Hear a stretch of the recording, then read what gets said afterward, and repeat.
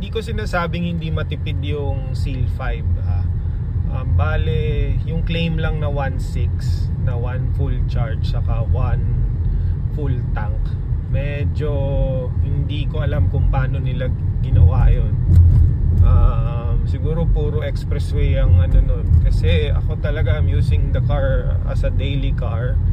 Mix ng traffic saka may mga expressway akong dinadaanan. Pero yun nga, hindi ko masasabi kaagad na kaya kong mag 1,000 in 1 full charge and 1 full tank. That's my observation. Pero yun nga, please correct me and tell me kung anong setting yung ginawa nyo. Setting ko is